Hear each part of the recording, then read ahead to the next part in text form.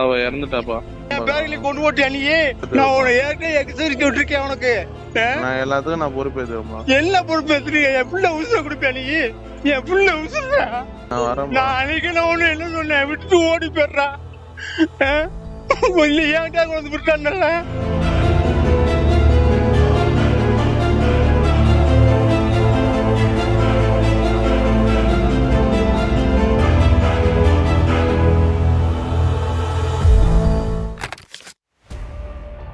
அம்பத்தூரில் மர்மமான முறையில் உயிரிழந்த பெண் காவல் உதவி ஆய்வாளருடன் திருமணம் கடந்த உறவில் இருந்த மீஞ்சூர் எஸ்ஐ ரஞ்சித் குமாரிடம் தனது மகளின் சாவுக்கு நீதி கேட்ட பெண் எஸ்ஐ தந்தையின் ஆதங்க குரல்தான் இது. நான் ரஞ்சித் பேசுறேன்பா. அவ தூக்க மாட்டீங்கப்பா. என் பிள்ளை உசுரா. என் பிள்ளை உனக்கு என்ன துரோகம் பண்ணிச்சு உனக்கு? என் முன்னாடி வாடா நீ.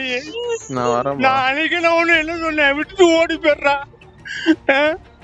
இல்ல ஏன்க்காக வந்து விட்டான்ல. லூசு போல. ஆவடி மாநகர காவல் எல்லைக்குட்பட்ட அம்பத்தூர் காவல் நிலையத்தில் சட்டம் ஒழுங்கு பிரிவில் உதவி ஆய்வாளராக பணிபுரிந்து வந்தவர் அந்தோணி மாதா. கணவரை பிரிந்து 2 குழந்தைகளுடன் அயப்பாக்கத்தில் தனியாக வீடு எடுத்து வசித்து வந்தார். சம்பவத்தன்று நள்ளிரவு 12:30 மணியளவில் அந்தோணி மாதா வீடியோ கால் மூலம் மீஞ்சூர் எஸ்ஐ ரஞ்சித் குமாரை தொடர்பு கொண்டு தற்கொலை செய்து கொள்ளப் போவதாக மிரட்டியதாகவும் இது குறித்து அவர் செல்போன் மூலம் அம்பத்தூர் போலீசுக்கு தகவல் அளித்ததாகவும் கூறப்படுகிறது. அம்பத்தூர் போலீசார் விரைந்து வந்து படுக்கையறை கதவை உடைத்து பார்த்தபோது அந்தோணி மாதா மின் விசிறியில் தூக்கிட்டு தொங்கிய நிலையில் கிடந்ததாகவும் அவரை மீட்டு தனியார் மருத்துவமனைக்கு கொண்டு சென்ற நிலையில் அவர் உயிரிழந்தது தெரிய வந்ததால் அவரது உடல் கீழ்ப்பாக்கம் அரசு மருத்துவமனைக்கு பிணக்கூராய்வுக்கு அனுப்பி வைக்கப்பட்டதாகவும் தெரிவிக்கப்பட்டுள்ளது.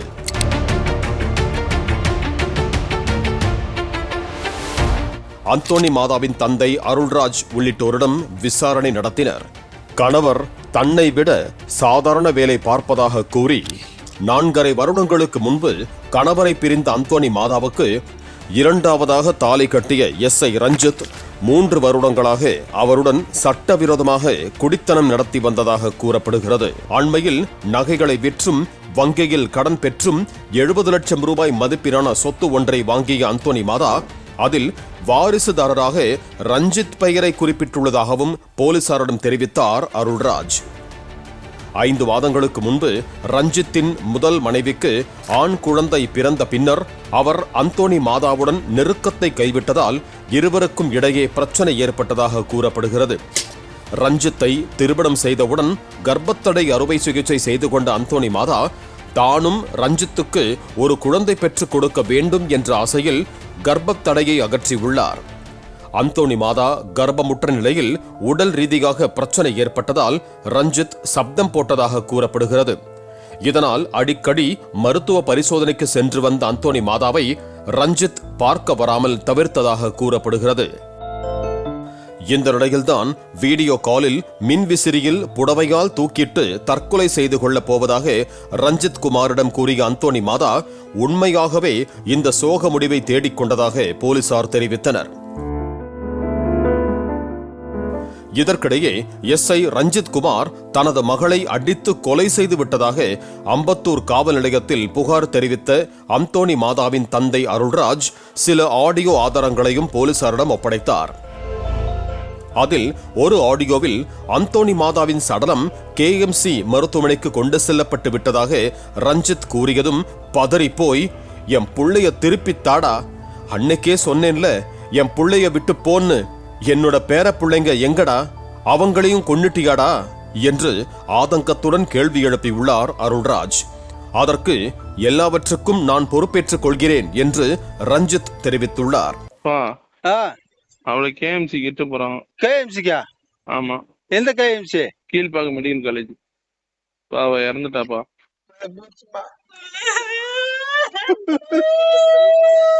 என்ன கேள்வி? யார் என் பிள்ளைல என் பேர பிள்ளைல இருக்குப்பா. பேரில கொண்டு போட்டியா நீ? வீட்டுலதான் இருக்கிறாங்க. நான் வீட்டுல இருந்து வர சொல்லிக்கிறேன் தங்கச்சி எல்லாம். நான் உன ஏற்கனவே எச்சரிக்கை விட்டுருக்கேன் உனக்கு. நான் எல்லாத்துக்கும் நான் பொறுப்பேற்றுவேன்ப்பா. எல்லா பொறுப்பேற்றுறீங்க. என் பிள்ளை உசுர கொடுப்பியா நீ? நீ எதுக்குடா எனக்கு? என் பிள்ளை உசுரா. ஏற்கனவே ஒன்று சொல்லியிருக்கேன், படிச்சு என் ஒரு குடும்பத்தை பிடிச்சி கூப்பிடுறேன். ஏன்னா நான் வரேன்பா. என் பிள்ளை உனக்கு என்ன துரோகம் பண்ணிச்சு உனக்கு? என் முன்னாடி வரா நீ. நான் வரேன்பா. நான் அன்னைக்கு நான் ஒண்ணு என்ன சொன்னேன், விட்டுட்டு ஓடி போயிடுறா. இல்ல ஏன்டா கொண்டு விட்டான்ல லூசு போல. இதையடுத்து அருள்ராஜ் அம்பத்தூர் காவல் நிலையத்தில் அளித்த புகார் மனுவில் ரஞ்சித் தன்னுடைய மகளை அடித்து கொலை செய்துவிட்டு அதனை மறைப்பதற்காக தூக்கிட்டு தற்கொலை செய்து கொண்டதாக நாடகமாடுவதாக அவரது தந்தை அருள்ராஜ் புகாரில் தெரிவித்துள்ளார்.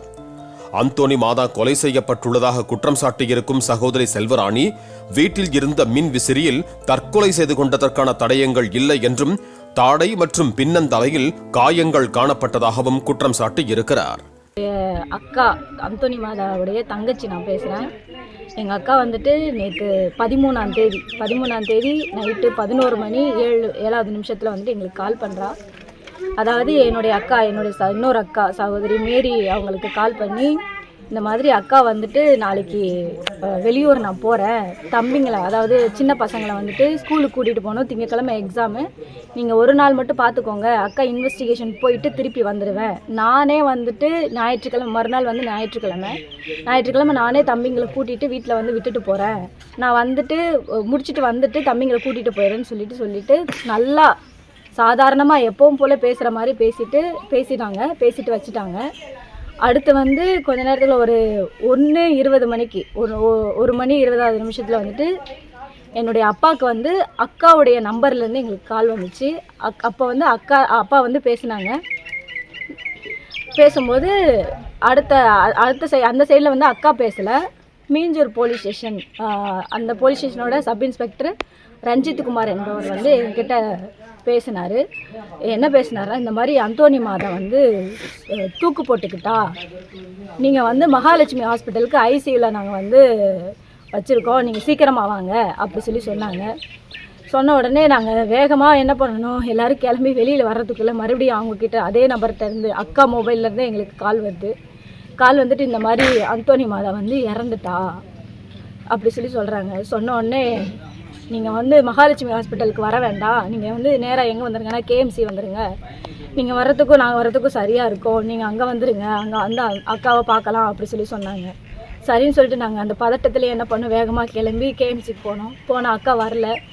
சரி போயிட்டு வரத்துக்கு கொஞ்சம் 10 மினிட்ஸ் ஆகும்னு சொல்லிட்டு வெயிட் பண்ணோம், வரல. 10 மினிட்ஸ்க்கு அப்புறம் நாங்களே திருப்பி கால் பண்ணும்போது நாங்கள் என்ன பண்ணோன்னா அம்பத்தூர் போலீஸ் ஸ்டேஷன் அவங்களுக்கு கால் பண்ணோம்.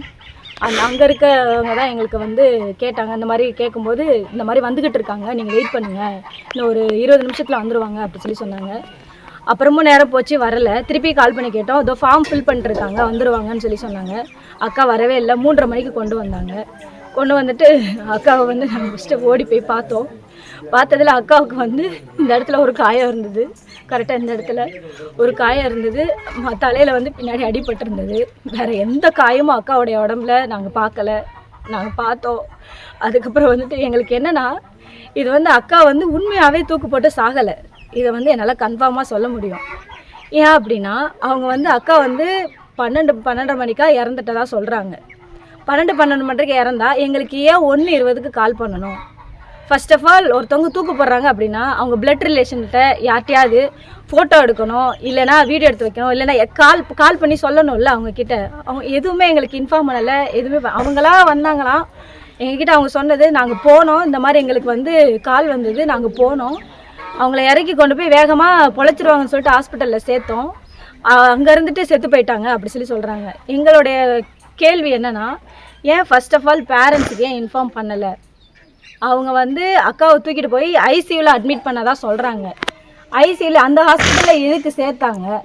எப்படி அவங்க அங்கேருந்து டிஸ்சார்ஜ் பண்ணலாம்? அந்த ஹாஸ்பிட்டலில் எப்படி பிளட் ரிலேஷன் அப்பாவுடைய இல்லைனா அவங்க கூட பிறந்தவங்களுடைய சைன் இல்லாமல் எப்படி அக்காவுடைய பாடியை வந்து அவங்க தரலாம்? எப்படி அவங்க கேஎம்சிக்கு கூட்டிகிட்டு வரலாம் அப்படின்றது தான். அதுக்கு இடையில எதுக்கு இவ்வளோ நேரத்தை ஏன் கடத்தினாங்கன்றதும் எங்களுக்கு டவுட்டு. அது மட்டும் இல்லாமல் எதுக்காக 1 மணிக்கு 1:30 மணிக்கு அப்பா காலுக்கு அக்கா ஃபோன்லேருந்து எதுக்கு மீஞ்சூர் போலீஸ் ஸ்டேஷன் ரஞ்சித் குமார்ன்றவர் எதுக்கு எங்களுக்கு வந்து கால் பண்ணணும்? அவர் மீஞ்சூர்லேருந்து எதுக்கு இங்கே வந்தார்? இங்கே உள்ளே வந்து அக்கா ஃபோன்லேருந்து அக்கா லாக்கை எப்படி எடுத்தாங்க? அக்கா ஃபோன்லேருந்து எப்படி ஃபோன் பண்ணாங்க? அப்படின்றது தான் எங்கள் கேள்வியே. அவர் ஏன் அங்கே வரணும்? எங்களுக்கு முழுக்க முழுக்க அந்த ரஞ்சித் குமார் அவர்கிட்ட தான் எங்களுக்கு சந்தேகமாக இருக்குது. அக்கா தற்கொலை செய்து கொண்டதாகவும் கதவை உடைத்து அவரை மீட்டதாகவும் போலீசார் கூறுகின்றனர். இவ்வளவு சம்பவம் நடக்கும் வேளையில் 2 குழந்தைகளும் எப்படி வீட்டில் அமைதியாக தூங்கிக் கொண்டிருக்க முடியும்? கதவை உடைக்கும் சப்தம் குழந்தைகளுக்கு கேட்கவில்லையா? நாங்கள் வந்துதான் அக்காவின் குழந்தைகளை எழுப்பினோம், இதுவும் எங்களுக்கு சந்தேகத்தை எழுப்புகிறது என்று செல்வராணி கூறியுள்ளார். அதுக்கான அக்கா தூக்கு போட்டு செத்ததா சொல்கிறாங்க. ஆனால் அதுக்கான எவிடன்ஸ் எதுவுமே எங்ககிட்ட காட்டலை. வீட்லேயும் நாங்கள் போய் பார்த்தோம், அதுக்கான எவிடன்ஸ் ஒன்று கூட இல்லை.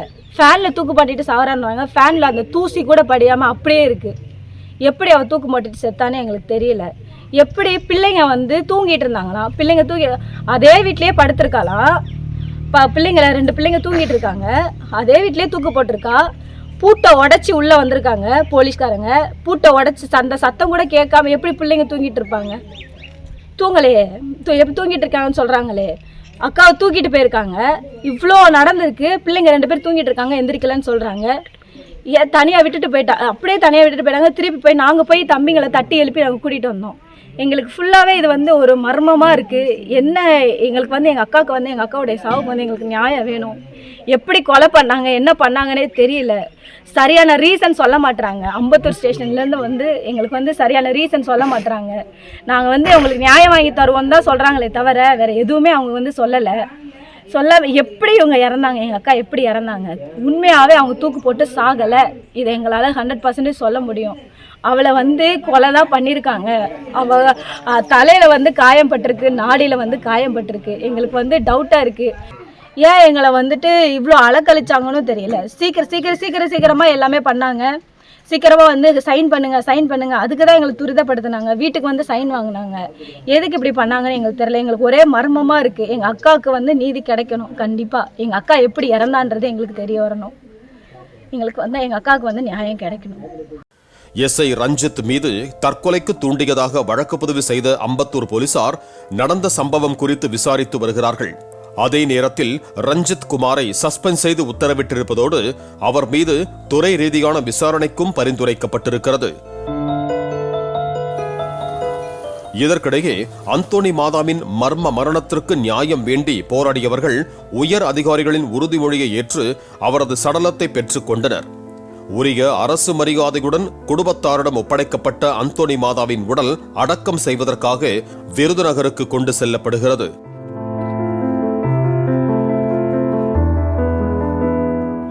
அதே நேரத்தில் படிக்கவில்லை, சாதாரண வேலை பார்க்கிறார் என்று மனைவி அந்தோணி மாதாவால் வெறுக்கப்பட்டு சட்டப்படி விவாகரத்து கொடுத்து பிரித்து அனுப்பப்பட்ட முதல் கணவர்தான் தவித்து நின்ற 2 குழந்தைகளையும் பெருந்தன்மையுடன் தனது ஊருக்கு அழைத்துச் சென்றார். தான் ஆடாவிட்டாலும் தன் தசை ஆடும். அதே நேரத்தில் கிடைத்த சப் இன்ஸ்பெக்டர் வேலையை ஒழுக்கமாக செய்யாமல் ஊரில் இல்லாள் சுகமாயிருக்க அவளுக்கு மறைத்து பெண் காவல் உதவி ஆய்வாளரை காதலில் வீழ்த்தி துணையாளாய் சேர்த்து கொண்டதால் மரணப்பழியோடு தற்போது வேலையில் இருந்தும் தற்காலிகமாக தள்ளி வைக்கப்பட்டிருக்கிறார் ரஞ்சித் குமார்.